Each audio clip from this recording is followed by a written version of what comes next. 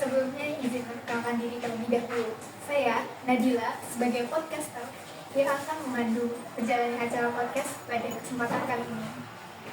Tentunya saya tidak sendiri. Di samping saya ada dua narasumber yang akan membersamai kalian untuk berbagi materi pada kesempatan kali ini. Boleh perkenalkan diri terlebih dahulu nih Kak.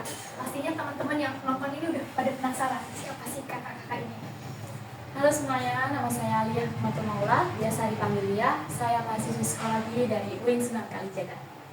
Oke, terima kasih Kak Dila atas kesempatannya. Saya memperkenalkan diri, saya Zafira Zahra, biasa dipanggil Zafi. Saya juga merupakan mahasiswa psikologi UIN Sunan Kalijaga. Wah, menarik banget ya. Dua narasumber kita pada kesempatan kali ini yang merupakan mahasiswi psikologi UIN Sunan Kalijaga. Nah, ngomong-ngomong tentang psikologi, nih Kak. Psikologi itu kan ilmu yang mempelajari pikiran dan tingkah laku atau mind and behavior manusia. Sebelum mempelajari itu untuk orang lain, tentunya kita terlebih dahulu mulai dari diri sendiri.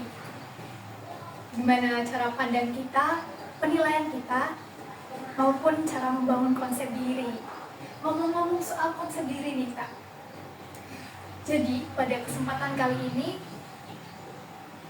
podcast ini akan membawakan satu tema yang berjudul konsep diri sebagai faktor yang mempengaruhi proses belajar. Tadi sudah disinggung sedikit nih bahwa konsep diri itu sebagai persepsi atau pandangan kita terhadap diri sendiri. Mungkin kalau dalam psikologi itu ada teorinya nih Kak, boleh bantu dijelaskan? Nah, jadi Kak, ada nih salah satu tokoh psikologi humanistik yaitu Carl Rogers. Nah, beliau itu terkenal dengan teori person-centered theory, yaitu pendekatan yang berfokus pada diri klien. Nah, teori ini tuh melihat manusia sebagai pribadi yang memiliki potensi dan kecenderungan dasar untuk mengaktualisasikan dirinya gitu. Nah, yang menjadi permasalahannya itu adalah ketika individu hidup di lingkungannya itu tidak mampu memberikan kesempatan untuk mengaktualisasikan dirinya dengan baik seperti itu. Jadi dalam teori psikologi itu ada ya tokoh yang menuturkan terkait konsep diri. Kemudian kalau secara umum nih ada nggak Kak Zafi? Oke, kalau secara umum tadi bisa disimpulkan bahwa konsep diri itu merupakan komponen kognitif seseorang mengenai dirinya sendiri. Jadi kayak persepsi terhadap diri sendiri itu seperti apa sih? Nah, tadi juga ada dikatakan sama kalian bahwa ada salah satu tokoh psikologi yaitu Carl Rogers. Nah, Carl Rogers ini juga mengungkapkan bahwa di dalam konsep diri itu ada 3 komponen penting nih Kak. Yang pertama itu adalah self image, itu tadi kayak gimana sih kita tuh mempersepsikan diri kita sendiri. Nah terus yang kedua itu juga ada self esteem, itu seperti harga diri kita, kayak penilaian kita tuh terhadap harga diri itu seperti apa sih. Nah itu juga tidak bersifat global nih Kak. Jadi kayak misalnya saya mungkin memiliki self esteem tinggi di bidang matematika, tapi saya memiliki self esteem rendah di bidang musik gitu. Jadi tidak melulu self esteem itu tinggi di semua bidang. Nah terus yang terakhir itu ada ideal self, yaitu kayak gimana sih kita itu harapan kita terhadap diri kita tuh seperti apa sih gitu. Kita tuh pengen mencapai ambisi-ambisi dan potensi yang seperti apa sih, seperti itu sih. Wah, menarik banget ya teman-teman. Ternyata dari konsep diri itu ada 3 komponen penting, yaitu ada self image, kemudian self esteem, dan yang terakhir ada ideal self.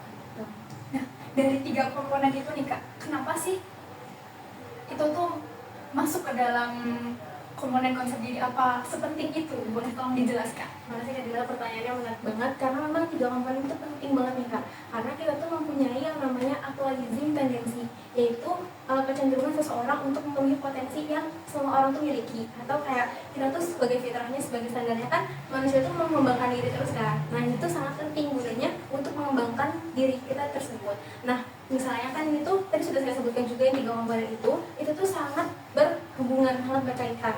Yang mana misalnya ideal self kita tuh sudah sejalan dengan yang namanya self image kita, maka itu tuh akan menimbulkan self esteem kita tuh naik, self esteem kita tinggi.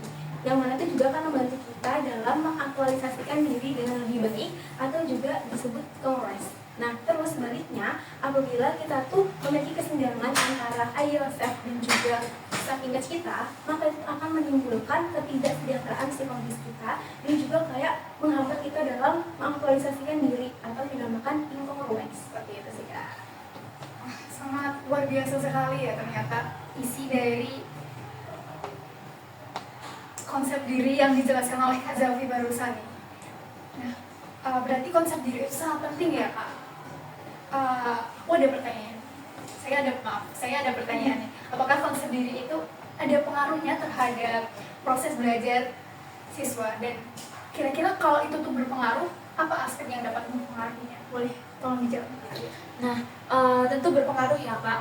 Seperti yang udah dijelaskan sama Kak Zalfi tadi, terkait keterikatan 3 komponen.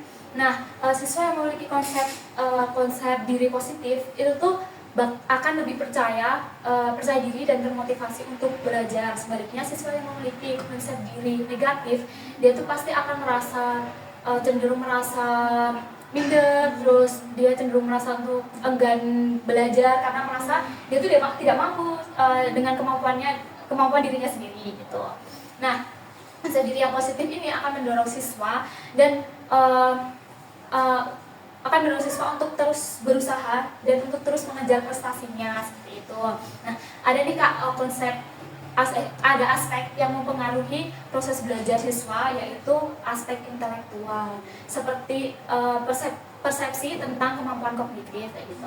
Nah, kayak gimana sih seseorang itu memandang kecerdasannya, terus termasuk kemampuan belajar, terus menyelesaikan masalah, terus dan berpikir kritis seperti itu. Nah, kenapa sih di sini saya bilang kalau misal ini tuh tidak kalah penting gitu. Nah, karena ini tuh berguna sebagai jalan penentuan target pendidikan dan karir seseorang seperti itu kan ya. Kemudian bagaimana sih cara membentuk konsep diri positif itu? Ya, boleh Kak, karena bentuk konsep diri yang positif ya, tentunya itu banyak banget cara sih Kak. Mungkin saya akan sebutkan beberapa, yaitu adalah dengan cara fokus nih sama diri kita sendiri. Jangan membandingkan diri kita dengan orang lain. Mungkin kita bisa menjadikan orang itu sebagai patokan motivasi nih, tapi takutnya itu akan menjadi bumerang buat kita. Kayak kita malah jadi insecure, kita minder, kayak kita kok baru di sini ya, orang udah sukses kan, biasanya kita yang gitu kan. Jadi fokus di diri sendiri saja. Terus yang kedua, untuk mencintai diri kita sendiri tanpa syarat. Karena siapa lagi ya yang akan mencintai diri kita selain kita sendiri ya kan? Ya betul. Jadi kayak misal pun kita pun gagal dalam sesuatu, kita cukup tanamkan nggak apa-apa ya, kita coba lagi besok. Dan juga lalu afirmasi positif apapun yang telah kita raih dan kita laksanakan. Selanjutnya, guru dan pendidikan itu juga sangat berperan penting nih, seperti misalnya dengan motivasi, dengan memberi dorongan kepada siswa untuk terus maju, dan juga jangan selalu fokus pada kesalahan siswa. Seperti itu sih Kak. Menarik banget ya cara membentuk konsep diri yang positif ini. Dan saya tuh pernah baca nih Kak tentang dari tokoh psikologi itu, dan Yase itu tuh menekankan bahwa lingkungan itu tuh ternyata memberi pengaruh bagi siswa dalam membangun pemahaman, eksplorasi, dan penemuan. Jadi apakah lingkungan itu tuh dapat mempengaruhi siswa terhadap terbentuknya konsep diri? Boleh dijelaskan? Jadi betul sekali Kak, seperti yang kita ketahui juga, salah satu faktor yang mempengaruhi individu selain faktor genetik itu pasti faktor lingkungan juga kan. Nah, menurut Rogers, dari interaksi yang bersifat kontinu dengan lingkungannya, khususnya lingkungan yang sangat penting seperti keluarga, itu tuh akan membentuk satu kesatuan atau konsep tuh. Nah ini tuh sama halnya dengan lingkungan sekolah yang berperan penting dalam membentuk konsep diri siswa seperti itu. Nah, sama seperti yang udah disampaikan sama Kak Zalfi tadi. Nah, guru dan teman-teman sebaya itu tuh yang sering ngasih pujian dan harga diri ketika siswa berprestasi. Hal itu tuh bakal bikin konsep dirinya tuh menjadi positif gitu. Sebaliknya kalau siswa sering banget mendapat teguran atau cemohan ketika siswa itu dalam proses belajar itu, konsep dirinya itu bisa jadi negatif gitu. Nah, oleh karena itu lingkungan sekolah itu harus mendukung tumbuhnya konsep diri bagi siswa. Nah, kalian ini kan merupakan mahasiswa psikologi yang nantinya akan berkarir di bidang-bidang tertentu. Ya, banyak sekali ya bidang psikologi yang akan yang kedepannya salah satunya bisa di bidang pendidikan ya. Untuk menjadi jikalau nih nanti kalian itu sebagai pendidik dan menemui siswa yang mempunyai konsep diri negatif, kira-kira bagaimana sih cara untuk menyikapi atau mengatasinya gitu? Menarik banget sih Kak, sebagai seorang pendidik ya Kak. Iya, Benar sih Kak, karena memang rumpun dari psikologi juga banyak banget. Kayak yang mana masih menyambung dan sejalan dengan psikologi juga, yang bakal saya lakukan ketika menghadapi dan mengatasi siswa yang memiliki konsep diri negatif, tentunya akan dengan cara membuka konseling individu. Jadi ya kita komunikasikan dulu nih Kak, dia kenapa sih dia atau mungkin punya masalah-masalah yang lain yang membuat dia sampai memiliki konsep diri negatif tersebut. Juga kita tuh tentunya saling dan sama-sama untuk mendorong terus nih untuk maju dan juga selalu terbuka tentunya. Jadi karena kan konsep diri itu balik ke persepsi siswa itu balik ya Kak. Jadi kayak gimana sih dia menilai dirinya sendiri gitu. Jadi kita sebagai guru ya berarti ya Kak, tentunya akan menyediakan ruang juga buat siswa tersebut. Oke, berarti kalau mungkin di rumpun sekolah itu seperti guru BK ya Kak? Iya. Oke nih, itu menurut Kak Zafi nih, saya mau dengar dari Kak Lia. Nah, kalau dari Kak Zafi tadi kan udah diawali dengan membuka konseling individu ya Kak. Nah, mungkin saya cuma menambahkan saja ya Kak, karena saya juga sebenarnya setuju dengan itu. Yang mana kita tuh harus mengawali semuanya dengan komunikasi, yaitu dengan konseling individu itu tadi. Nah, selain itu kita juga bisa nih untuk memberikan umpan balik kepada umpan balik yang positif kepada siswa seperti itu, seperti fokus pada usaha yang telah mereka lakukan bukan pada hasilnya seperti itu. Nah, lalu kita juga harus menciptakan lingkungan belajar yang baik dan inklusif seperti itu. Nah, dimana kalau misal kita membangun lingkungan belajar yang aman itu mendorong siswa menjadi dia tuh tidak merasa untuk takut gagal gitu. Nah, dan yang terakhir yaitu selalu membangun hubungan yang baik dengan siswa-siswa dan membangun hubungan yang hangat dan penuh empati kepada siswa. Karena dengan ini siswa akan merasa selalu didukung dan menunjukkan bahwa kita tuh peduli terhadap mereka, sehingga dapat membantu siswa untuk mengatasi perasaan negatifnya terhadap diri sendiri seperti itu. Sangat luar biasa sekali ya jawaban dari dua narasumber kita pada podcast kali ini. Terima kasih banyak Kak Lia dan Kak Zafi atas jawabannya. Semoga teman-teman jadi makin paham ya tentang apa sih itu konsep diri dan apa aja komponen dan juga hal positif atau negatif di dalamnya.